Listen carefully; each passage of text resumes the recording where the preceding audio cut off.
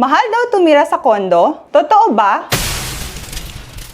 Hi, this is Ami Balios, your condominium expert and Green Circle negosyante. Sabi nila, mas mahal daw ang tumira sa kondo. Huwag na natin i-sugarcoat. Yes, mas mahal talaga. Kasi may additional price to pay ang condominium lifestyle. Kaya, ito ay para sa mga may extra budget at afford ang condo living. So bakit nga ba mas mahal? Imaginein mo naman, may amenities ka, kagaya ng pool, gym, playgrounds, pero hindi ikaw mismo ang magme-maintain. Meron kang 24/7 security para hindi basta-basta makakapasok ang sino man sa unit mo. Meron kang property manager and admin na bahala sa garbage disposal ng unit mo. And kung kailangan mo naman ng tubero, electrician, pest control services, at iba pa para sa unit mo, isang tawag lang, andyan na para tulungan ka. So yes, totoo na mas mahal ng konti tumira sa kondo, hindi po chismis.